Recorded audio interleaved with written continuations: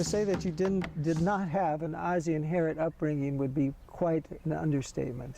Yes. You were raised in Hungary, in Budapest. Correct. You're one of the few people, trying not to refer to age here, but you were actually under Nazi rule.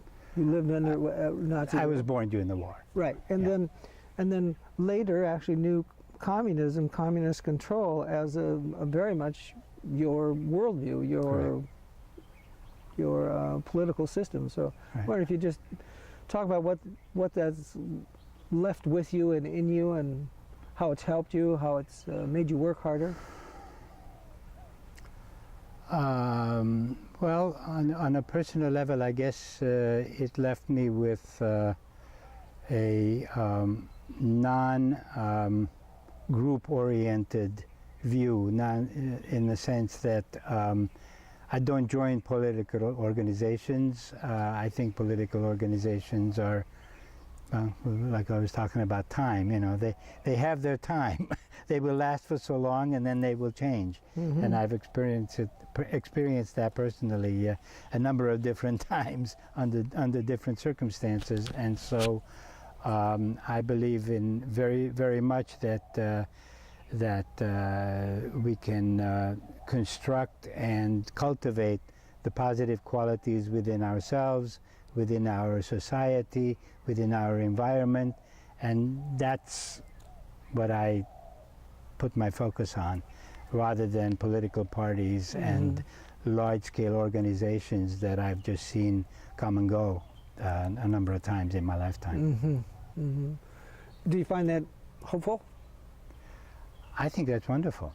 I think it's an opening to, just as this time has never happened before, these ways of looking at the world have never happened before. So in that sense, it's exciting. Yeah, and you and I have chatted about 2012 and the Mayan calendar, and also kind of just some sort of shift that we sense or feel it's happening. Apropos of that, is that what you're speaking about, this kind of opening, invitation? It is. And globalization on a really fabulous heart consciousness level. Consciousness level, right. And this is a little bit of a shift from the Buddhist framework or the Tibetan framework, but I think that's okay. But I did have the good fortune to spend some time in the high mountain peaks of the Andes and studying with some of the Q'ero shamans. Mm-hmm. And in the 1990s, they were talking about how the consciousness shift of their world was radically altered by the appearance of the European culture. Yes. Specifically the conquistadors, and how the transformation happened, the way that they used to see the world, and then the more modern scientific Western ways of seeing. Again, without any valence, without this is good or bad or right or wrong. I mean, right. But what they're saying is that the time now is another one of these radical shifts in consciousness. But this time, it's not something that's happening only in the Andes. Right. This is not just happening in terms of their world. This is happening globally. And, you know, similarly, there are other traditions around, you know, Native American traditions, etc., that talk about this time that of global shift of consciousness. And I think that's the one that we're talking about. The interesting thing is that nobody really knows what it's going to look like. Everybody says it's about to congeal or settle into a new picture, but it's a little bit like, I think, that traditional story of the elephant. Somebody, you know, gets a hold of the leg, and it's like a pillar, and, you know, things like that. So we're seeing different aspects, but the whole thing hasn't seemingly showed itself yet. I think that's what we get to participate in. Right. Not only that, but what's interesting is that it's not happening to us, but it's happening through us. It's like we bring who we are, and that completes the picture. It's not like we're waiting for something from the outside to happen. It's more like by doing our work, that's what, those are the pieces that the mosaic needs Right. You know, so I may be the little blue piece here, and you may be the little yellow piece over there, but you know, we can't yet see at least I can't yet see the big picture.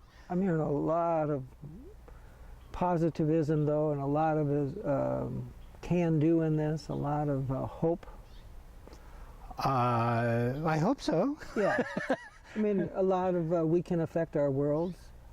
We are constantly affecting our world. But now it's going to be even more so on a Yes. much more powerful level. Yes, it is, and you know, it is true that you know the more spectacular things that we see on television, the violence and some of the destruction that we see, and yes, that is happening. But at the same time, you know, that's one aspect, which is perhaps you could say that's the cleaning up, the destructive aspect. But there is also the growing aspect.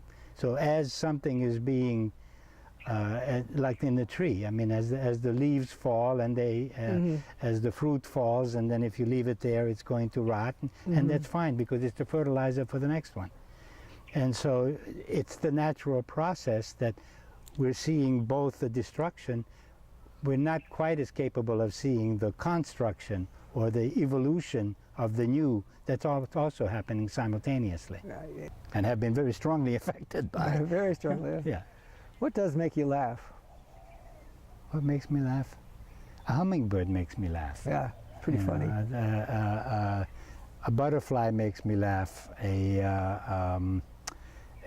hibiscus makes me laugh. Beauty makes me laugh. It's not just a matter of like humor. It's more a quality of joy.